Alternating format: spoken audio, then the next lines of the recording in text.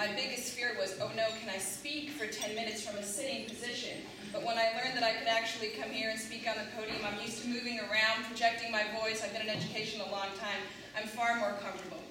As I'm batting cleanup for this group, I want to let you know that there's a handout at your table for you to follow along. This is the way they keep me on track on church on Sunday, and so I figured that that might work here as well.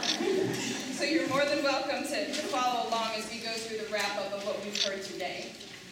By way of introduction, I'm Rose Galloway, and I represent the career schools and the related technical training that's provided in our sector of education. Currently, I'm the director of ITT Tech in Richardson. We have 6 schools of study, 650 to 700 students, mostly technical in nature. Our largest school of study is information technology, followed by electronics. We have a drafting program. We have some smaller schools of study as well, including business, paralegal, and we're also fortunate to have a nursing program. I've personally worked with students for over 14 years in the DFW area and know the kinds of challenges that we face both with workforce readiness as well as promoting the value of education. You've heard many interesting facts and projections and initiatives from our panel regarding workforce readiness in a rapidly changing global economy. I'd kind of like to tie all those pieces together for us and discuss our joint responsibility as individuals, as educational institutions, and finally as businesses. Let's talk first about filling current positions, then we'll talk about preparing for expectations for future workforce readiness, and then we'll end up with just dealing with the focus on the pure value of education. So let's begin with filling the current positions. Did you know that there's about 8 million U.S. employers in our labor force right now? About 140 million U.S. employees. But in the beginning of 2012, there were about 13 million unemployed people. So what's happening here? Well, there's a rapidly growing skills gap between what employers want and what individuals and graduates are coming out prepared to do. STEM jobs that we've heard about are forecasted to continue to grow in areas like computing and engineering. Computing taking the lion's share at around 71%, and engineering following with about 16%, all the way through 2018. So how many of our students are pursuing these avenues? What is in place for encouraging and exposing our students to these areas? My campus, for example, is inundated on a weekly basis with requests for trained grads in IT and electronics and drafting from local employers here in Richardson and the surrounding areas. In these programs, we're not able to graduate students fast enough to transition them into the workforce.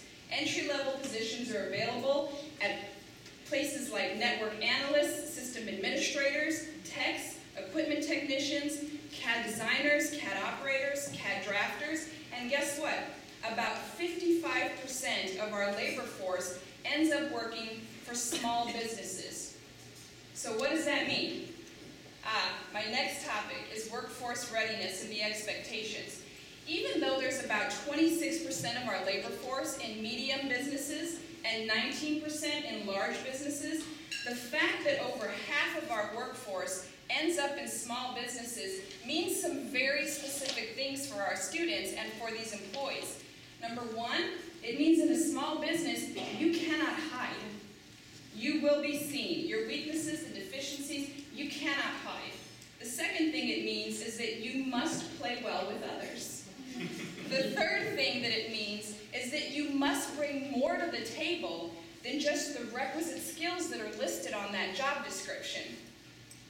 What does that mean then for educational institutions? What is our responsibility to step up and understand that those are the things individuals need to be tuned into?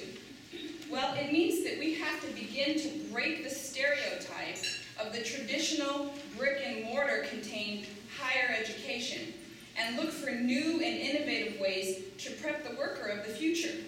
We already know our economy is shifting to a global landscape that's going to demand very specific skills. We've heard these ladies talk about them today. What kinds of skills are they looking for now? Yes, we need those core requisite skills that are specific to a competency, but they're also looking for these soft skills. What are those things? We know them now. We can start preparing now for what's going to be required in the workforce in the future. Things like critical thinking, data-driven decision-making. No more women's intuition, right? Data-driven decision-making. social intelligence, novel and adaptive thinking, cross-cultural awareness, and new media literacy.